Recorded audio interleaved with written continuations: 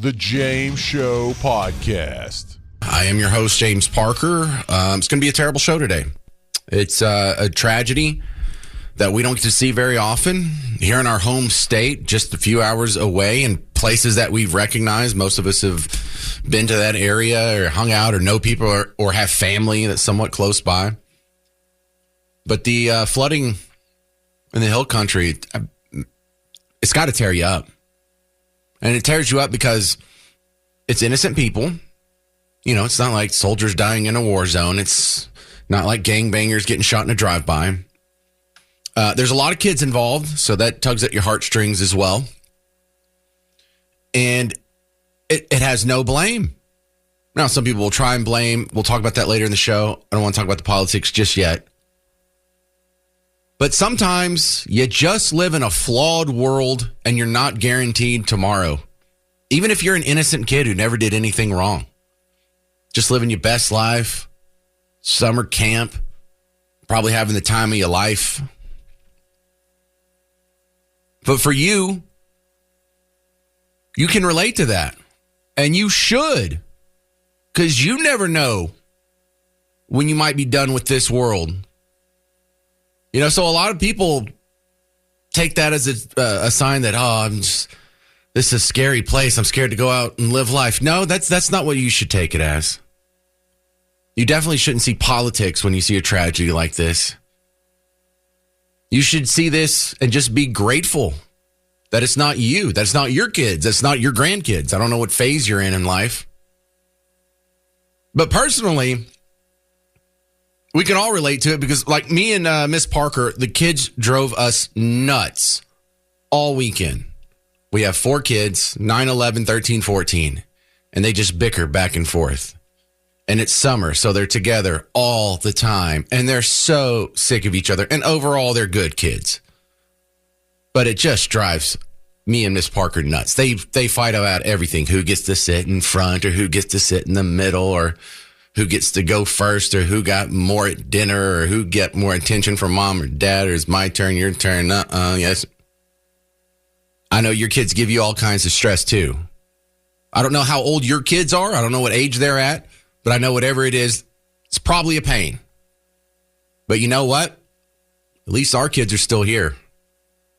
At least we get a little bit more time together. It might be done for us tomorrow. It might be done for us next week. It might be done for your kids. Not everyone gets to live a full, happy life. But you know what? At least for now, we're still here. You're still here. Your kids are still here. And if your luck continues, you get to have another Thanksgiving and Christmas with them. 89 families don't. That's the latest death toll. 89 now believed dead in the Central Texas flooding. I want you to hear that. And if you're sad about it, that's okay. Be sad. We can't be happy. We can't be comedians every day. Just can't come in here and tell burp and fart jokes and make fun of Democrats. But make this appreciate your day. You know, it kind of snapped me out of another funk I was in this weekend. We got some medical bills for one of my kids. He's having some health issues and another $8,000. And we don't have it. And we're already just drowning in credit card debt. We're overextended. We're both working. 4 kids. You know how it goes. Suddenly you hear this story and, man, that medical bill doesn't really matter as much anymore. It's just money. At least he's still here. So tomorrow we're going to talk about the economy. We'll talk about the Epstein list. We'll talk about all other stuff. And it's important too. But I think today, if you don't mind, we're just going to talk about the flooding here. Because I know there's a lot of people listening in this metropolitan area of almost 8 million people who know someone who might have family members who were affected by this, if not killed by this. We'll share some of the stories. We will talk about the coverage of it too, because that's absolutely nauseating. And there's some lessons to be learned there. But can we all just be a little more appreciative today? When you see 89 families are going to have a seat missing at Thanksgiving in the state of Texas, when have we had a tragedy this bad? Yeah, exactly. This is almost like a Hurricane Katrina level event. Except that happened in a city. So it's a terrible day. I'm not happy to tell you these stories. But there's also the helpers in there. There's also the good stories. There's also the stories about how the people risked everything to protect kids that weren't even their own. There's a story about kids who went to this camp for 8 years growing up, and they loved it so much that they immediately turned around and became camp counselors. And these 18, 19, 20, 21-year-old adults risked their lives for kids. There's a bunch of first responders out there right now that hadn't slept in about 54 hours or something ridiculous like that. So we'll talk about all this today. We're now at 90 dead in the Texas flood, and I hope it doesn't go any higher than that. My next guest, State Rep Brian Harrison, who's a regular on the show, is joining us. And thank you for joining us. Do you have any personal connections? Do you have like a neighbor or a friend or a family or someone that was caught up in any of this, Brian? No, unfortunately not. That was personally caught up in it. I am personal friends with the lawmakers from that area in the Texas delegation, both in the state house and in the United States Congress. But it's been fortunate that none of my friends or family were personally connected to this. But I do just want to start at the top by just saying about how my heart does go out to the families. I personally, my wife and I have 4 children under 11 years old, and I just can't fathom what those families are going through. As you're right, the death toll does continue to tick up, as well as I believe as of a few hours ago, there are still a couple, there may still be a couple unaccounted for girls from that camp, and not knowing where your daughter is has got to be one of the most painful things that a parent can be going through. So my heart breaks, and my thoughts and prayers have been going out to those who are affected, as well as to all of the heroic first responders and medical personnel involved in the rescue efforts. So is there any role that you guys have to do at the State House for this? I know when they had the disaster in North Carolina, the federal government came together and Congress had to pass some sort of bill to get relief there. But y'all don't do something like that at the state level, do you? So there will be some work for us to do on this. I believe the governor just recently added it to. We're going to be having a special session of the Texas legislature that's going to convene in about 2 weeks. And I do believe the governor just put this, or announced that he will put this on the agenda as something for us to look at, because I do think it's important that we do, I don't think now is the time, especially given how these radical Democrats are and what I can only describe as disgusting behavior, politicizing this. I think there will be an appropriate time for an after action sort of analysis. How did this happen? Did anything go wrong somewhere in terms of the alerts system and that sort of thing? So I do think there will be a role for us to take a look at stuff. But at the moment, I think all of our energies need to remain focused on the search and rescue operation. Yeah, and as far as the political stuff goes, we'll do that in like the second half of the show over here. But I would like to go ahead and start with the baseline of, I think most people have had the appropriate reaction, and some of the audio I'm going to be playing later is from what has to, I hope to God, be a fringe minority of our Team Blue neighbors who think that way. But so I didn't see the announcement that this is going to be in the special session. Can you give me any more details of what he asked out of you guys? So we don't know much more other than he said it will be added. So what will happen, just to get your viewers up to speed, is when we're in special sessions, which the governor has announced we're going to have one starting in about 2 weeks, it is very different than regular sessions in that in regular sessions, you can have bills on thousands of topics, literally thousands, hundreds and thousands of topics can be debated and discussed and voted on. In a special session, it's very different. The only thing the legislature is allowed to deal with are topics that are designated by the governor. So what has happened, I believe this came out just within the last 24 hours, so it's still pretty recent news. The governor announced that even though he hasn't done it yet, he will be putting this as a topic for the legislature to potentially take any appropriate action. So that I would expect that we will have some more details from the governor on what he's looking for by the time he puts out his official, what's called a call. It's just a fancy word for agenda. When he puts that out, gives us more details within the next week or two as we head into the first special session. Man, that's a pretty powerful position to be in. You can just mandate what is and isn't going to be on the agenda. That's we really trust our governor with a lot of power there.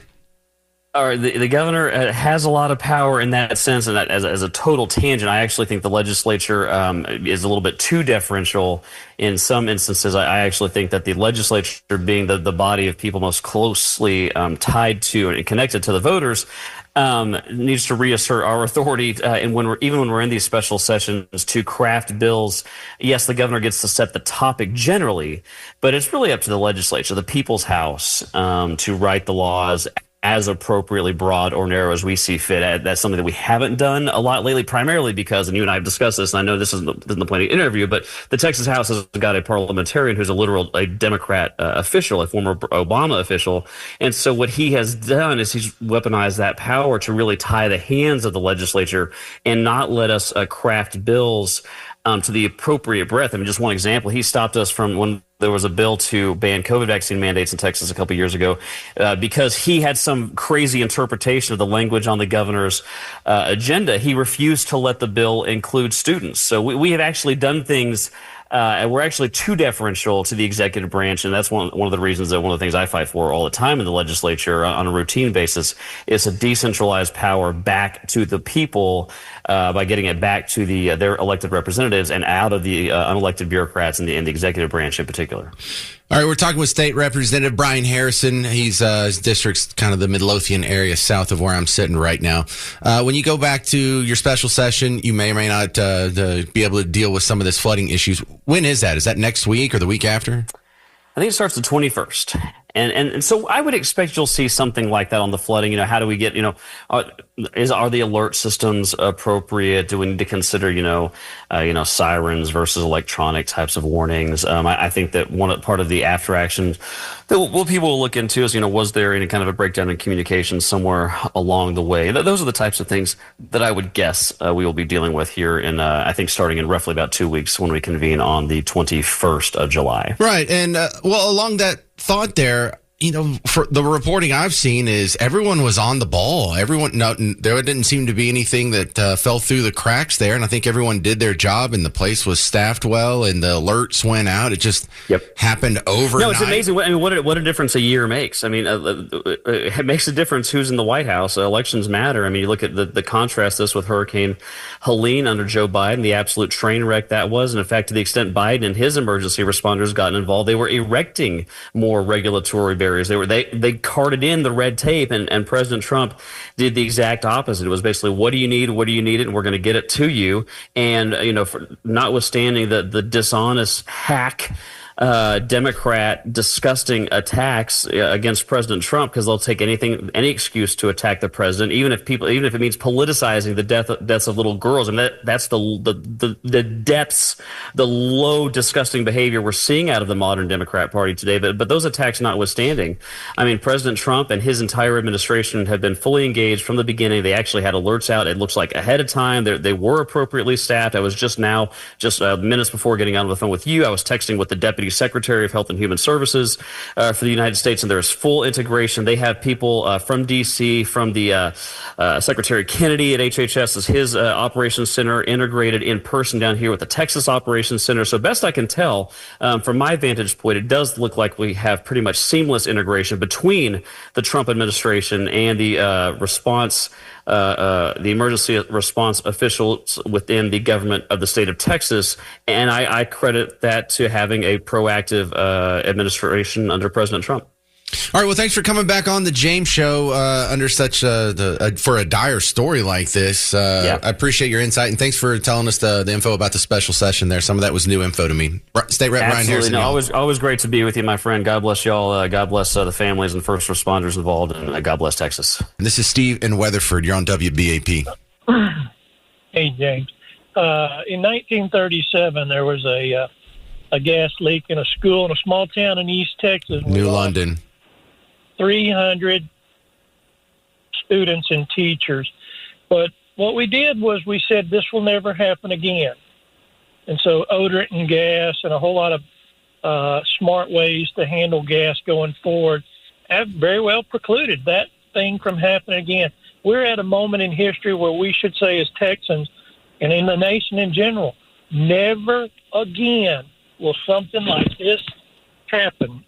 We will put in place everything necessary to warn our ever-increasing Texas population of Mother Nature's fury in a timely manner so folks can take shelter from tornadoes, fires, flash floods. We have the technology. We have the money.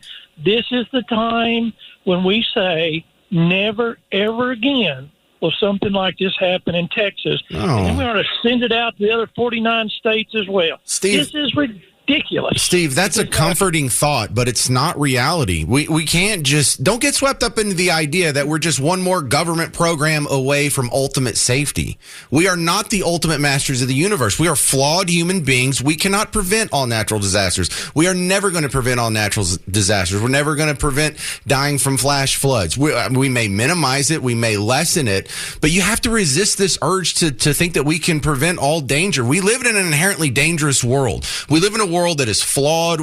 Man has fallen. We can all die at any second. It doesn't matter how much tax money you spend. We're not just one more alert. It's what more could be done? Did you see the list of alerts that we put out? Did you see what time the alerts went out? And did you see how fast the flood water went? What could you put in place that would alert people who are asleep overnight when the rain starts at 1:30 and the flood hits at 4 a.m.? People's phones were going off. The National Weather Service had all kinds of alerts going out. We were talking about it on WBAP or the station like it that's down there. What are you talking about here? What could we possibly do, Steve? We were losing tons and tons of people as the automotive age came about. And now we all drive around with airbags and seat belts, which we don't use every day, but they're there if they need them. And people's lives have been saved. Well, yes, I'm not saying we shouldn't do nothing. Go ahead. I'm sorry. In valleys where river flooding can occur, you put in a multi-spectrum warning system, whether it's your telephone giving you an alert, whether it's a blue beacon blowing the horn and flashing at night. We have the technology. We have the money. We can't put horns everywhere. We can't put horns everywhere, sir. We just can't. Tornado sirens go a long way toward helping people survive. Okay, but listen, where I grew up, we are so far away from any tornado siren. It's ridiculous, and people still die from tornadoes. People still die from car crashes. And I'm not saying we shouldn't do anything, Steve. And some of your ideas, hey, that's fine. If we can do more, let's do more. But I don't like this idea of, well, never again. No, we're still going to put in those places, and we may mitigate some of the pain from future natural disasters. But it will happen again. We can't. We're not God. We are not masters of the universe. This will happen again. Well, I think we put technology and money to work so that if it does happen again, it was a one-off weird situation. But yes, I have no doubt whatsoever. In this country, if we want to stop this kind of stuff from happening again, all we have to do is put our national minds to work, and we can prevent this from happening again. How do you prevent 4 trillion gallons from raining in 1 hour? Okay, so along the river road, down along the Guadalupe River, every camp ought to have several blue beacon lights and horns, and people need to call it early. I saw this storm and all of its rain fury drown Starbase, Texas, and slowly make its way north to the hill country. People should have already been saying, red flag, red flag, red flag, people. Get out of the way. All right. Well, Steve, good call. I appreciate you calling in. Thank you, sir. We'll stick with the phones. Brad and Aubrey. Hey, Brad, you're on WBAP. Can you hear me okay? Yeah, you sound great. I used to be a counselor at a camp not too far up the river from it. And our camp at night had what they call fire watch people, where you have 4 or 5 counselors basically awake till sunrise. And I'm sort of curious when you ask, I would sort of like to know why the counselors, especially the river rise, aren't addressing this. I think I have an answer for you. From a lot of the stories that I've been hearing is the counselors were on it. Now, the alerts came in overnight, and at 1:30 is when all the serious alerts came when the flash flooding started for, like, what I hear about Camp Mystic and that sort of area there. Yeah, it started when the floods came. They started waking kids up and moving them, but the river went up something like 26 feet in 45 minutes. So even if you're on top of it, go ahead. You can give a kid in a minute, though. Next question. These camps are placing their cabins way too close to the water line. The camp I worked at, we had a 3-inch rainfall one night, and the river rose about 4 or 5 feet, and the cabins closest to the water line got flooded. And this was in 1987, 88, I want to say, and no big deal. We just moved to higher ground and let the water drain out. But anything that close to the river is going to be flooded out that quickly. And these camps are built basically on the river. They're not 15 feet above, 20 feet above, 30 feet above, and these things are going to continue to happen. I hear you. To learn from it. All right. Thank you very much. That's Brad and Aubrey. If the people who own that property want to build a cabin right on the river, knowing that once every 30, 40 years it's going to flood and probably wash it out, I think that's on them. I think if you're a parent who lets their kids camp next to the river, that's sort of a risk that you're willing to take. You didn't know it was going to be the once in every 100 years that this place floods, or once in every 40 years or whatever it was, because I've been seeing passed around like this area is flooded several times, and it just caught a lot of people off guard. 26 feet in 45 minutes. Who could prepare for that? They had all the warnings, and I don't want all the anyway. We'll continue talking about the flooding that happened in Hill Country, because I really don't think that there's anything you could do to prevent all deaths from natural disasters. We just live in a world where good people pass away, and it's not fair. We're just continuing with the updates as they come in. They're doing the overhead shots of some of these camps now. I just saw an overhead shot of Camp Mystic where a bunch of kids lost their life. And it's up a hill from the river. If I drop my kids off at that camp, I would think there's no way this river could flood high enough to touch this camp. 26 feet, 45 minutes. Terrible stories. You have the story of upriver, I think it was Camp Hunta, where it's a boys' camp. And in the middle of the night, they got woken up by their camp counselors who were keeping watch and keeping up with the weather. And when you get off the bottom bunk, you're splashing your feet on the ground. Within 10 minutes, you're up on the top bunk. 10 more minutes, you're standing in the rafters of your dorm room, and you're hoping the water doesn't get higher because there's no way out. How'd you like your kids to go through that over the weekend? Yeah, terrible stuff, isn't it? So, God just doesn't promise you tomorrow. None of us, not our kids, not our grandkids. There's no guarantee. And some people, it was their time. Some people, it wasn't their time. And you just heard from the last caller, well, we just need to put in some more warning systems or more sirens or more. No, I don't think there's anything we can do to mitigate all the dangers of living in a fallen world. What do? You go hug your kids right now. That's what you do. You don't pretend like we're just one more government program away from safety. There's no such thing as ultimate safety. You don't want ultimate safety. You're not going to get ultimate safety. 800-288-9227. If you have any connection to anybody that went through what happened on Friday and over the weekend, please call into the James Show. This is Dolly in Hillsboro. You're on WBAP. Hi, I was talking to my brother, who's a couple of streets away, and my nephew half a street away from the highest water. Oh, my God. But, yeah, they're all okay. I said, somebody's messing with the weather. They go, oh, no, this is just God. I go, no, this isn't Mother Nature doing this. And so, because I've been watching the chemtrails and geoengineeringwatch.org. Well, so then I get on Zero Hedge, the Texas flood killed 24, and I go down, and halfway down is a map of all the projects they've been cloud seeding to change the weather. If we want to get the government to do something, they should do nothing and let God take care of the weather. You think cloud seeding and engineering the weather had something to do with this?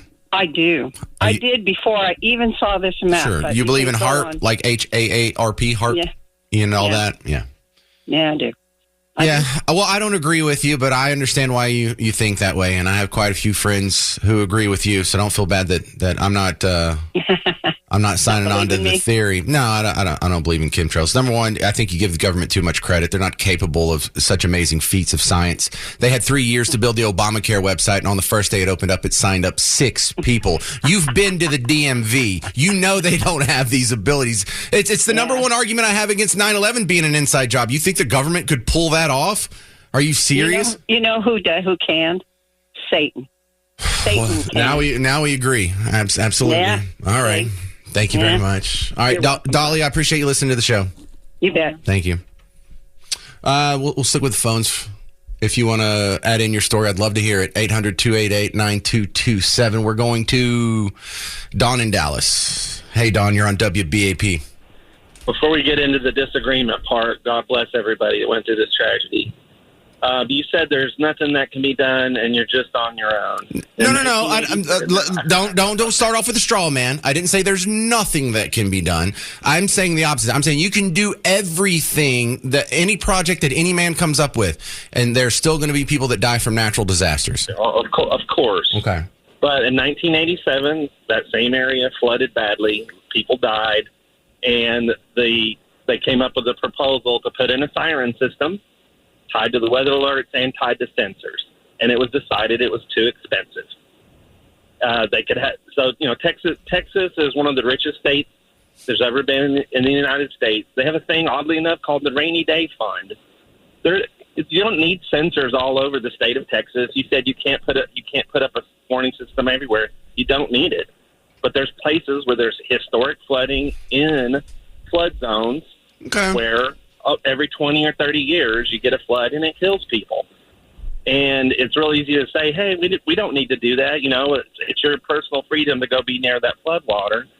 Well, I mean, it's 5 minutes warning, 1 minute warning, and some of those situations would have potentially saved lives. But it would have to be something that isn't over the radio, that isn't over the TV, that isn't over the internet, that isn't over text messages, that isn't over your phone, because we already have all of that, and everyone slept through it, right? So, how long have you lived in Texas? I was born here. You ever heard a tornado siren go off here? You can hear them for miles. See, that's funny. That's funny you bring that up, because where I grew up, I never heard a tornado siren. I was so in my house more than once. Good for you. You live in Dallas, bro. I grew up in the middle of nowhere. There's no warning system for us. You can't put sirens all over the place. And look, I'm not just you can't. But in a flood-prone area, where every 20 or 30 years people die, it sure seems to make sense to put them there. Okay, maybe if we just have like a localized warning system in places that are prone to flooding. I'm not against all precautionary measures. I'm against this. Well, we can just we're just a couple government programs away from safety. We never again. We can't ever let this happen again. No, it's going to happen again. People are going to die from natural disasters. You're going to put in all your warning systems for this flood zone, and if it saves people, good. If it doesn't, there's still going to be people that get knocked over in a single wide trailer by some tornado in the middle of godforsaken nowhere. You can't save everybody. Correct. Okay. But like I said, even a minute or two in some of them situations could have made a huge difference for some people. Well, I didn't know. Again, I'm not against warning systems, but I don't think you people know what you're asking for with the sirens. You know how often those sirens would go off if you left it up to government? There would be so many false alarms, we would start ignoring them, if not actively taking them down. I'm not saying you're wrong. I'm just saying that none of this sounds foolproof to me. None of you people sound way too confident in your ability to control life and death and the weather and stuff. And I feel like you're putting yourself in the place of God. And I know you're not, Don in Dallas. I know you have better intentions than that. But the level of confidence that you guys have in your warning system, I just don't share it. The James Show Podcast.